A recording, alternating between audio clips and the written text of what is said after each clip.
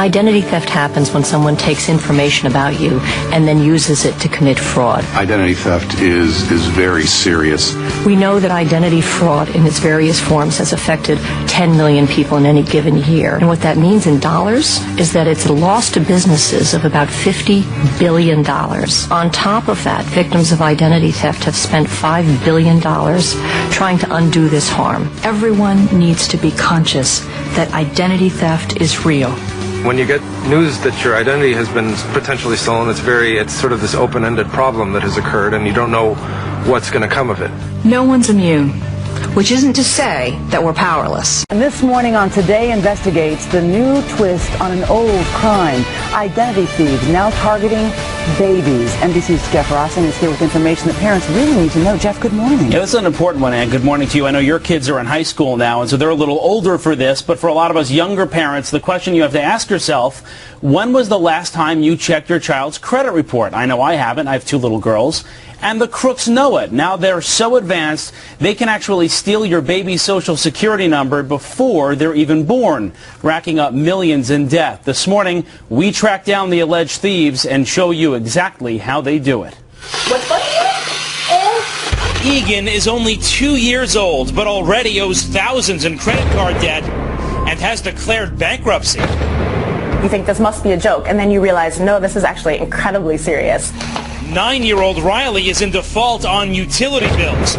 Her social was stolen 11 years before she was even born. As a mother, I was shocked and angry and violated.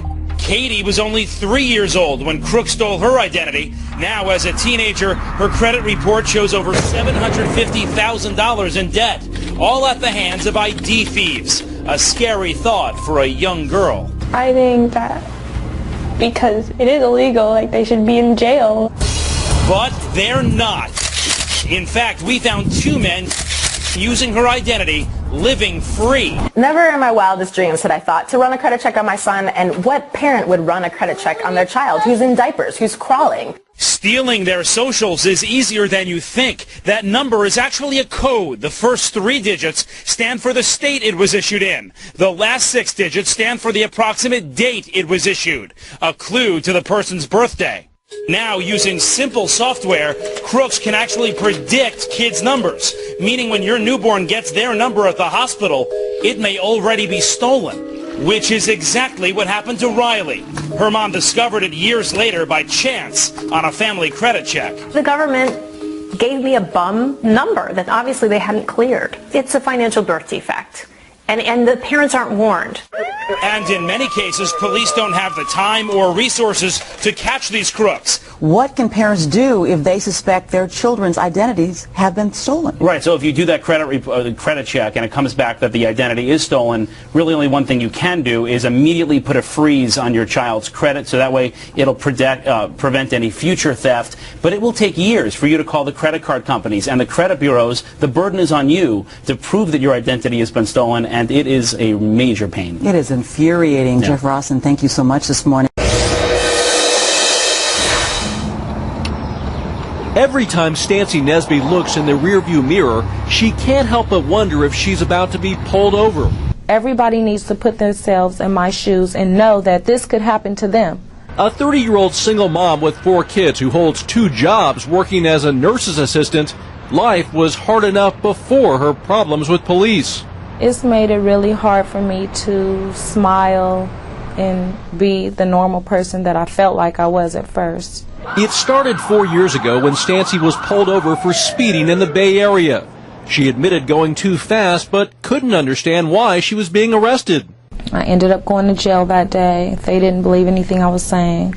It turned out Stancy had a warrant for her arrest. The police databases showed she'd been busted for cocaine possession here in San Francisco's seedy Tenderloin district back in 1999, but that she never showed up for court appearances.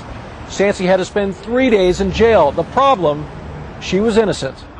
Police later confirmed it when her fingerprints didn't match the real suspect who had used Stancy's name. I've had nightmares about this. She says police told her they'd fix the problem, but 2 months later, Stancy was arrested again, this time at her home in Berkeley. Once again, she says when the officers discovered the error, they told her they'd help her clear her name. But 3 months later, Stancy was arrested again in yet another jurisdiction. And it didn't end there. From 2002 to 2004, Stancy was arrested or detained 7 times by 5 police departments. In one instance, hauled off right in front of her children.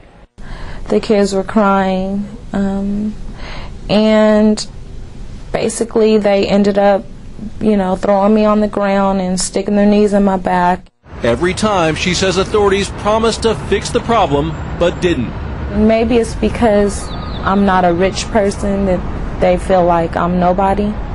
But I am somebody and I have feelings, and I don't think that they should run people's lives like this. Stancy filed this lawsuit against San Francisco, claiming false imprisonment and emotional distress after failing to remove her arrest warrant from state databases. Her attorney says the case is clear-cut. You think you've seen so many cases that you're jaded to what you're going to see, but this one still hits you at a very kind of visceral level. You just look at it, you say, this is not right. The city says it's not responsible for correcting faulty arrest warrants. It also notes that Stancy was never arrested in San Francisco, but concedes she was wronged. This is something that I don't think you would wish on your worst enemy. You pray it doesn't happen to you. No one has taken responsibility for Stancy's ordeal. The courts ruled against her twice. Her attorney says he'll appeal to the state Supreme Court if necessary. Bureaucracies don't change because people wake up and want to make them more efficient. They generally change because they're forced to take responsibility for something that they're doing that they shouldn't be doing.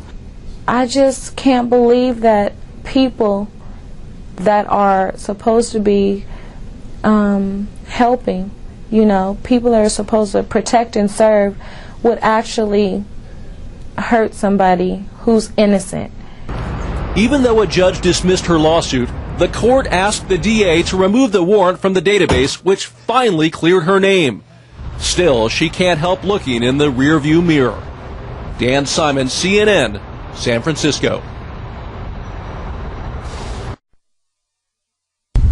Audra Schmierer has been a stay-at-home mom for 6 years. Now that her son's in school, she wants to return to work, so she applied to a temp agency. They called me 3 or 4 hours later and said, Mrs. Schmierer, I don't understand why you're applying. You already work here.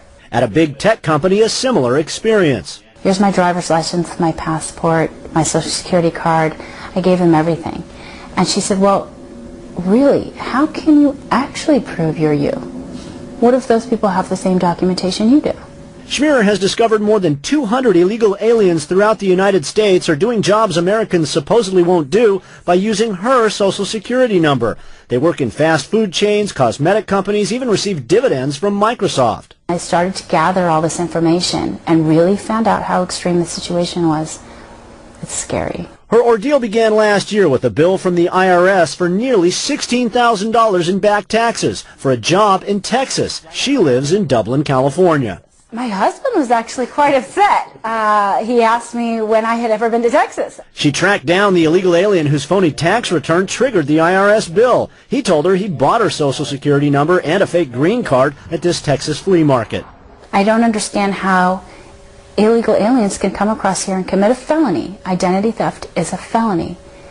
And be excused from that felony to continue living their life when I cannot live my life. By January, Schmierer faced $1 million IRS bill. She was temporarily detained by Customs returning from a foreign business trip with her husband, and her Social Security account now shows a zero balance, erasing 14 years of work before her marriage. Social Security right now sends me to IRS. IRS sends me to Social Security.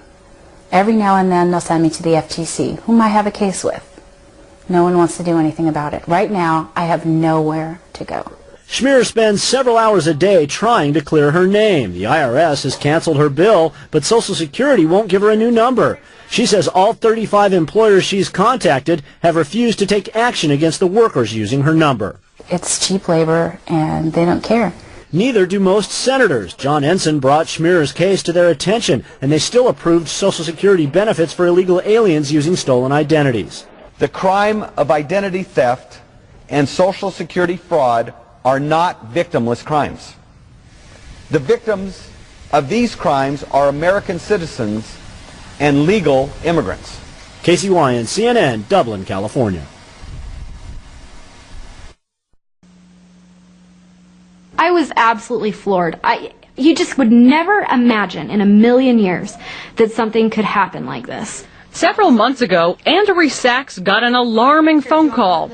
Her newborn baby had just tested positive for illegal drugs. Problem is, Andrea hasn't given birth in years. As much as I denied it, they just kept insisting that, yes, I was the mother of this child. There was nothing that I could say to get out of it. To make matters worse, authorities showed up at her door the next day, calling her an unfit mother and threatening to take away all 4 of her kids. When you know you're innocent and you didn't do anything wrong, it just absolutely, I was in tears. I was a wreck. Turns out, Andrea was the victim of medical ID theft. Someone had stolen her driver's license, walked into a hospital, and had a baby, leaving Andrea with a $10,000 bill and a fight to clear her name. Do you think it's a big problem? It's a huge problem. Chris Dorn is a fraud expert with Ingenix, a company that tracks medical ID theft cases. He says victims have more worries than just fraudulent doctor bills. Your medical records can also be altered, with the crook's information substituted for your own. Inadvertently, your blood type can be changed, your medications that you're on that can be changed, your underlying medical conditions can be changed. Which can be life-threatening. Certainly. That's a scary thought. It is.